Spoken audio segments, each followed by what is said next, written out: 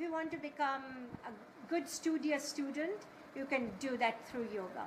So it teaches you, it's a 10,000 years of learning experience that all our teachers, whom we call the great rishis, taught us. That's what we are practicing. So it will probably take another 10,000 years of my life to really become one of them, but that's not my goal. My goal is to learn and practice and live my life. Normal life is not that easy for a cancer patient. Even if you're getting the best treatment from the best possible medical institute, it's quite challenging.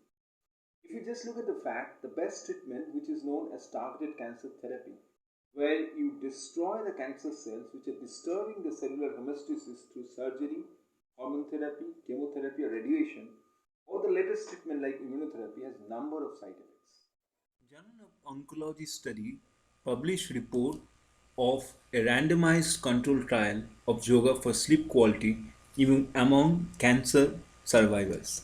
In all, 410 survivors suffering from moderate or greater sleep disruption between 2 and 24 months after surgery, chemotherapy or radiation therapy were randomly assigned to standard care or standard care plus the 4-week yoga intervention. The yoga intervention used the Yoga for Cancer Survival program consisting of pranayama, gentle hatha yoga, restorative yoga asanas, and meditation. Participants attended 275-minute sessions per week. Sleep quality was assessed by using the Pittsburgh Sleep Quality Index and acetigraphy and post-intervention. The results were phenomenal. The common side effects for patients with cancer are sleep quality is impaired before treatment, worsens during treatment, and remains impaired after treatment also.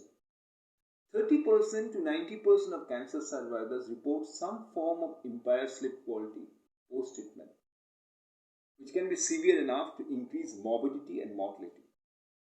Impaired sleep quality, excessive daytime napping, difficulty falling asleep, difficulty staying asleep, waking up too early is among the most distressing adverse effects experienced by cancer survivors. Despite of the ubiquity of impaired sleep and its negative consequences, sleep problems are both underdiagnosed and undertreated in the post-treatment phase of cancer survival. From Gyan Yoga Training and Research Center developed a Jnana Yoga intervention of 12 sessions in a month for 2 hours, which consists of 7 yoga habits, and leaving those habits, and a sequence consists of set of mantras, pranayamas, and gentle restorative asanas for a cancer survivor who is facing problems in sleep, fatigue, and body pain post-cancer treatment. It was introduced to Sutapa Ghosh and cancer survivor, and it brought phenomenal result to her. With Sri Jaideep. After third or fourth session, I started to accept my pain. I wasn't still able to release it, but just by accepting and by practicing what he taught me, half of my pain was gone. I was so amazed by it that I even talked to my sister, and I couldn't believe it myself.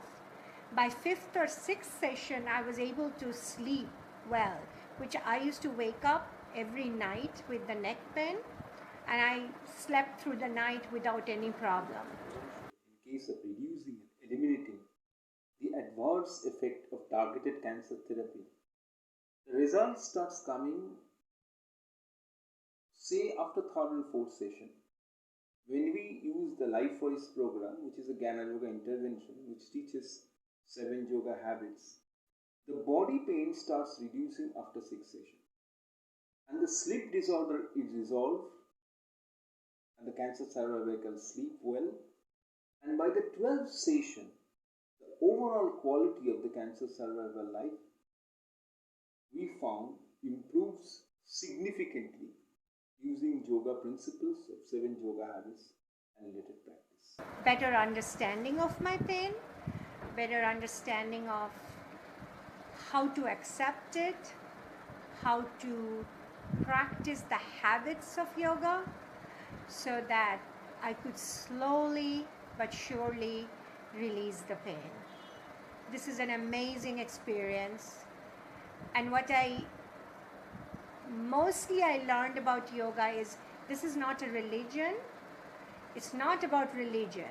It's a practice towards anything you want to practice. Like if you want to get rid of your daughters, it's not about religion, it's how to live.